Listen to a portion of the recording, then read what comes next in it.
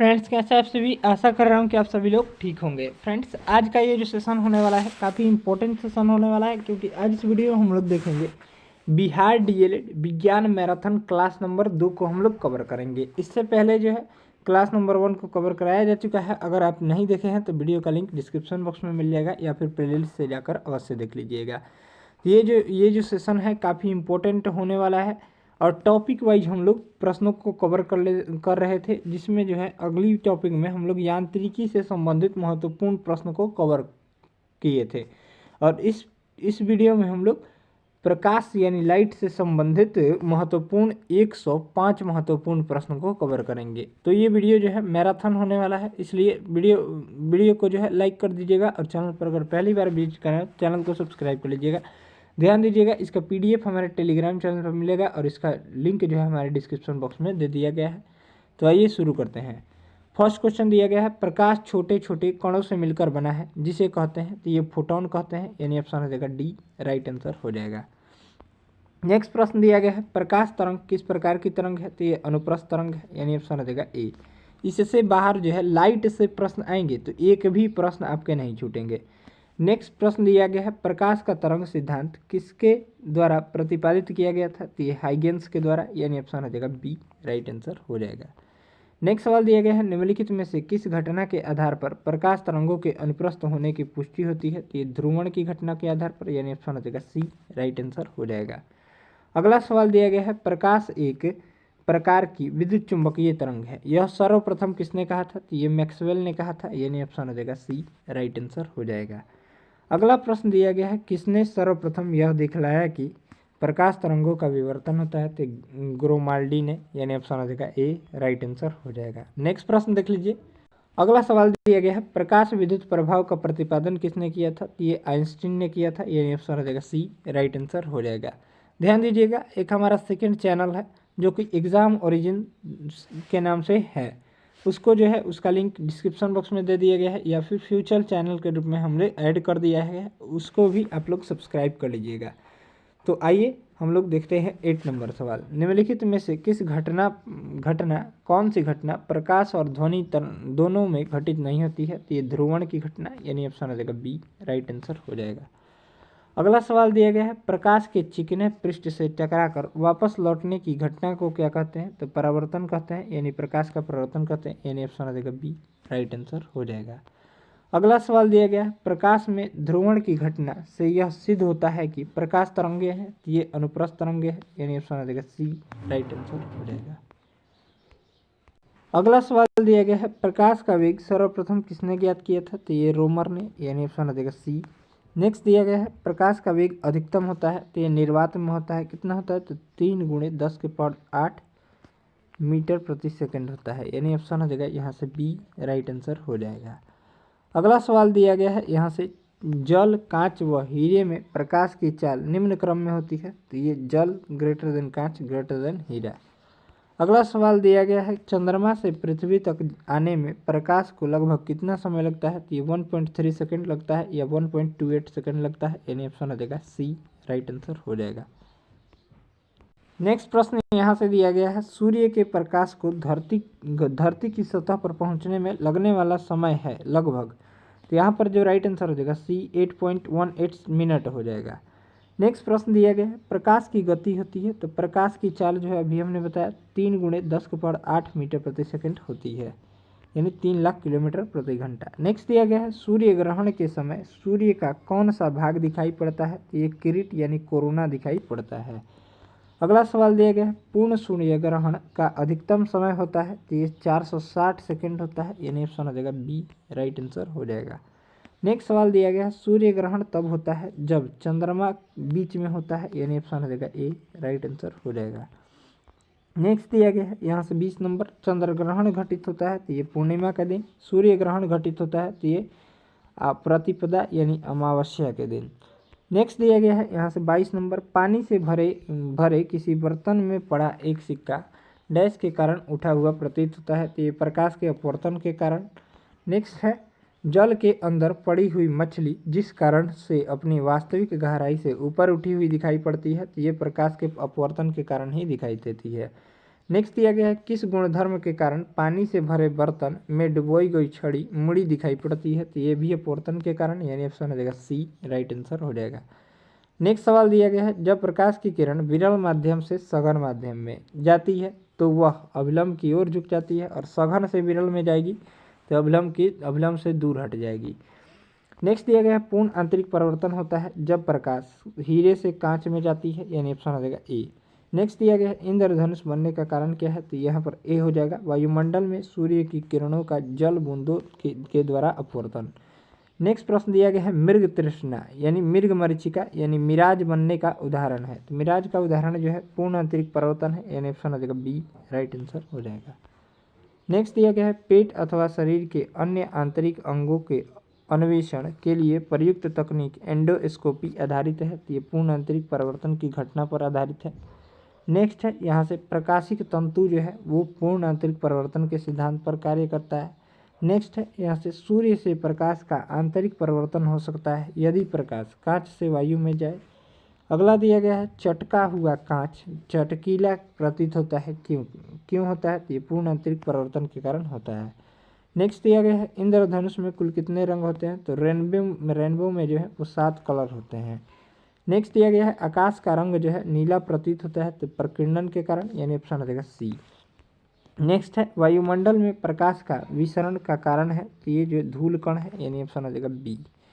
Next दिया गया है अंतरिक्ष यात्री को बाह्य आकाश कैसा दिखता है, तो अंतरिक्ष यात्री को जो आकाश है वो काला दिखाई देता है। नेक्स्ट प्रश्न है उगते एवं डूबते हुए सूर्य लाल प्रतीत होता है, क्यों, यहाँ पर राइट आंसर हो जाएगा बी। लाल रंग का प्रकीर्णन सबसे कम होता है और तरंग दैर्घ्य जो है वो सबसे अधिक होता है। ध्यान दीजिएगा प्रकीर्णन सबसे कम होता है, तरंग दैर्घ्य सबसे अधिक होता है। नेक्स्ट दिया गया है इंद्रधनुष में किस रंग का विक्षेपण अधिक होता है, तो ये लाल रंग का, यानी ऑप्शन हो जाएगा सी राइट आंसर हो जाएगा। अगला सवाल दिया गया सूखा बालू चमकीला क्यों दिखाई देता है जबकि गीला बालू धूताहीन दिखाई देता है, तो इसका कारण जो है परावर्तन है। नेक्स्ट सवाल दिया गया है यहाँ से साबुन के पतले झाग में चमकदार रंगों का बनना किस परिघटना का परिणाम है, तो ये बहुलित परावर्तन और व्यतिकरण का। नेक्स्ट सवाल दिया गया है कार के दृश्यावलोकन के लिए किस प्रकार के शीशे का प्रयोग किया जाता है, तो ये उत्तल दर्पण का प्रयोग किया जाता है, यानी ऑप्शन हो जाएगा सी। नेक्स्ट दिया गया है यहाँ से देखिए 42 नंबर प्रश्न मोटर कार में पश्च दृश्य के लिए कौन सा दर्पण प्रयुक्त होता है, ये उत्तल दर्पण प्रयुक्त होता है। नेक्स्ट है दांतों के डॉक्टर का दर्पण जो होता है वो अवतल होता है, यानी ऑप्शन हो जाएगा बी। नेक्स्ट सवाल दिया गया है कार के हेडलाइट में किस दर्पण का प्रयोग किया जाता है, तो कार के हेडलाइट में परवलयाकार अवतल दर्पण का प्रयोग किया जाता है। अगला सवाल दिया गया है दाढ़ी बनाने में किस दर्पण का प्रयोग किया जाता है, तो ये अवतल दर्पण का प्रयोग किया जाता है। नेक्स्ट है कार चलाते समय अपने पीछे के यातायात को देखने के लिए आप किस प्रकार के दर्पण का उपयोग करना चाहेंगे, तो ये उत्तल दर्पण का उपयोग करना चाहेंगे। नेक्स्ट है मानव आँख के रेटिना पर कैसा प्रतिबिंब बनता है, तो वास्तविक और उल्टा प्रतिबिंब बनता है। नेक्स्ट है यहाँ से देख लीजिए जब कोई वस्तु दो समांतर समतल दर्पणों के बीच रखी जाती है तो बने हुए प्रतिबिंबों की संख्या जो है अनंत होती है। नेक्स्ट है दो समतल दर्पणों को 90 डिग्री के कोण पर रखा गया है और उनके मध्य एक मोमबत्ती जल रही है।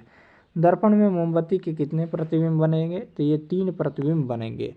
नेक्स्ट दिया गया है यहाँ से यदि एक व्यक्ति दो समतल दर्पणों जो 60 डिग्री पर आनातः के बीच खड़ा हो तो उसके कितने प्रतिबिंब दिखेंगे, तो 5 प्रतिबिंब दिखेंगे।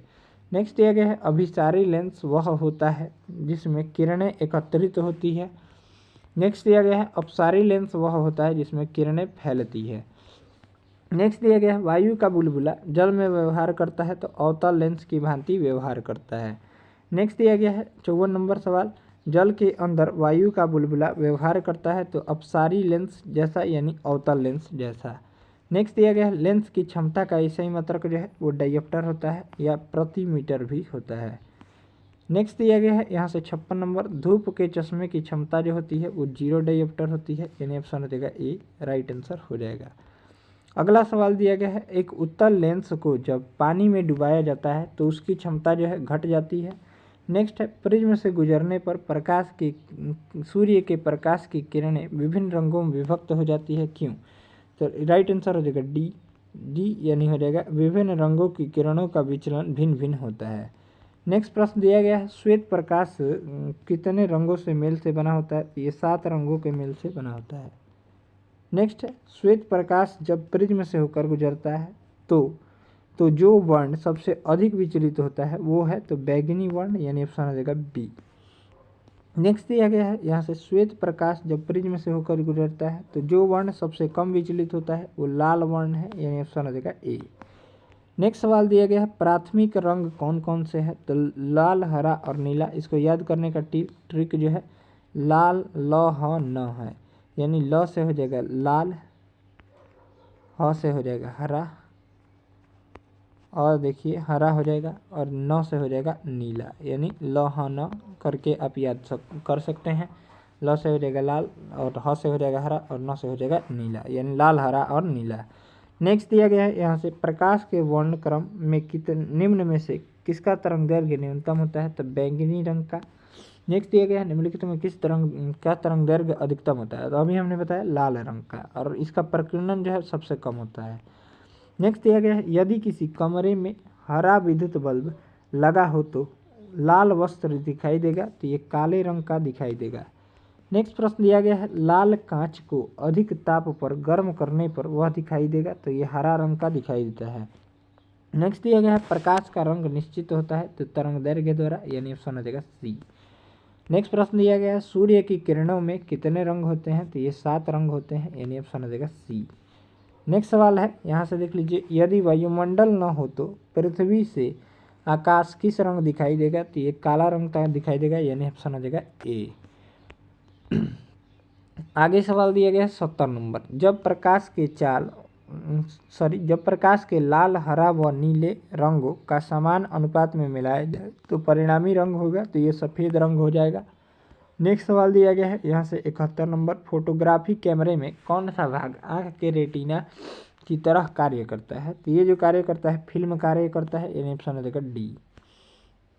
नेक्स्ट सवाल दिया गया है यहाँ से कैमरे में किस प्रकार के लेंस का उपयोग किया जाता है? तो कैमरा में जो है वो उत्तल लेंस का व्यवहार किया जाता है, यानी ऑप्शन हो जाएगा ए। अगला सवाल दिया गया है मानव की आँख वस्तु का प्रतिबिंब निम्न में से किस भाग पर बनाती है? तो ये रेटिना पर बनाती है, यानी ऑप्शन हो जाएगा डी। नेक्स्ट दिया गया है दृष्टिपटल रेटिना पर बना प्रतिबिंब होता है तो वास्तविक एवं उल्टा होता है। नेक्स्ट दिया गया है आँख के किस भाग द्वारा आँख में प्रवेश करने वाले प्रकाश की मात्रा नियंत्रित होती है? तो आइरिस के द्वारा। नेक्स्ट सवाल दिया गया है नेत्रदान में दाता की आँख के किसी हिस्से को प्रतिरूपित किया जाता है? तो कॉर्निया के द्वारा प्रतिरूपित किया जाता है। नेक्स्ट दिया गया है यहाँ से स्वस्थ नेत्र के लिए स्पष्ट दृष्टि की न्यूनतम दूरी जो है 25 सेंटीमीटर होती है, और यहाँ से देखिए और अधिकतम दूरी जो है वो अनंत होती है। नेक्स्ट सवाल दिया गया है यहाँ से यदि कोई व्यक्ति दूर की वस्तुओं को स्पष्ट नहीं देख सकता तो उसकी दृष्टि में कौन सा दोष है? तो निकट दृष्टि दोष है। दूर को स्पष्ट नहीं देखेगा तो निकट है, और निकट को स्पष्ट नहीं देखेगा तो दूर दृष्टि दोष। नेक्स्ट दिया गया है निकट दृष्टि दोष से पीड़ित व्यक्ति के चश्मे में प्रयोग किया जाता है तो अवतल लेंस का या अपसारी लेंस का। नेक्स्ट दिया गया है दूर दृष्टि दोष से पीड़ित व्यक्ति को निकट की वस्तुएं दिखाई नहीं देती है, यानी ऑप्शन हो जाएगा बी, जो अभी हमने बताया। नेक्स्ट दिया गया है दूर दृष्टि दोष से पीड़ित व्यक्ति के चश्मे में कौन सा लेंस का प्रयोग किया जाता है? तो ये उत्तल लेंस का प्रयोग किया जाता है। नेक्स्ट है वर्णांधता को किस लेंस द्वारा दूर किया जाता है? तो इनमें से कोई नहीं, यानी ऑप्शन हो जाएगा डी। नेक्स्ट दिया गया है यहाँ से जरा दृष्टि दोष प्रेस बायोपिया जिसको बोलते हैं इंग्लिश में के उपचार के लिए प्रयुक्त होता है तो बाइफोकल लेंस या द्विफोक्सी लेंस। नेक्स्ट दिया गया है 84 नंबर अबिंदुकता के उपचार के लिए प्रयुक्त होता है तो बेलनाकार लेंस यानी साइलेंड्रिकल लेंस, यानी ऑप्शन हो जाएगा डी। नेक्स्ट दिया गया है मायोपिया से क्या तात्पर्य है? तो मायोपिया जो है निकट दृष्टि दोष का इंग्लिश नाम है, यानी ऑप्शन हो जाएगा बी। नेक्स्ट दिया गया है 86 नंबर सवाल देख लीजिए यहाँ से हाइपरमेट्रोपिया का अर्थ क्या होता है? तो हाइपरमेट्रोपिया दूर दृष्टि दोष को बोलते हैं, यानी ऑप्शन हो जाएगा बी। नेक्स्ट दिया गया है यहाँ से एक आदमी 10 मीटर से अधिक दूरी की वस्तु को स्पष्ट नहीं देख पाता, वह किस दृष्टि दोष से पीड़ित है? तो मायोपिया यानी निकट दृष्टि दोष से। नेक्स्ट दिया गया है एक मनुष्य 1 मीटर से कम दूरी की वस्तुओं को स्पष्ट नहीं देख सकता वह व्यक्ति किस दोष से पीड़ित है? दूर दृष्टि दोष यानी दीर्घ दृष्टि दोष से। नेक्स्ट दिया गया है दूरबीन क्या है? तो दूर की वस्तु देखी जाती है, उसे दूरबीन कहते हैं। नेक्स्ट दिया गया है घड़ी साज घड़ी के बारीक पुर्जों को देखने के लिए किसका उपयोग किया जाता है? तो आवर्धक लेंस का उपयोग किया जाता है। नेक्स्ट दिया गया है जीव विज्ञान की प्रयोगशालाओं में सूक्ष्म कोशिकाओं या जीवों के आवर्धित प्रतिबिंब देखने के लिए किसका उपयोग किया जाता है? तो ये संयुक्त सूक्ष्मदर्शी का उपयोग किया जाता है। अगला सवाल दिया गया है दूर की वस्तुओं के निरीक्षण के लिए किस यंत्र का उपयोग किया जाता है? तो दूरदर्शी का उपयोग किया जाता है, यानी ऑप्शन हो जाएगा डी। अगला सवाल दिया गया है दूरबीन का आविष्कार किसने किया था? तो ये गैलीलियो ने किया था, यानी ऑप्शन हो जाएगा ए राइट आंसर हो जाएगा। अगला सवाल दिया गया है साबुन के बुलबुले के चमकीले रंग निम्नलिखित में से किस कारण होते हैं? तो ये व्यतिकरण के कारण, यानी ऑप्शन हो जाएगा ए। अगला सवाल दिया गया है पानी से भरे तालाब की गहराई किस कारण कम दिखाई देती है? तो ये अपवर्तन के कारण, यानी ऑप्शन हो जाएगा बी। अगला सवाल दिया गया है तारे टिमटिमाते हैं, तो तारे जो है प्रकाश के अपवर्तन के कारण या वायुमंडलीय अपवर्तन के कारण टिमटिमाते हैं। नेक्स्ट प्रश्न दिया गया है यहाँ से निम्नलिखित प्रकार के कांचों में से कौन सा एक पराबैंगनी किरणों का विच्छेदन करता है? तो ये क्रूक्स कांच, यानी ऑप्शन हो जाएगा डी। अगला सवाल दिया गया है प्रकाश के निम्नलिखित प्रकारों में से किनका पौधों द्वारा तीव्र अवशोषण होता है? तो नीला और लाल रंग का। नेक्स्ट दिया गया है निम्नलिखित में से किसमें उच्चतम ऊर्जा होती है? तो नीले प्रकाश में, यानी ऑप्शन हो जाएगा ए। अगला सवाल दिया गया है यहाँ से देख लीजिए, यहाँ से 100 नंबर सवाल दिया गया है प्रकाश की गति किसके बीच से जाते हुए न्यूनतम होती है? तो कांच से जाते हुए, यानी ऑप्शन हो जाएगा ए।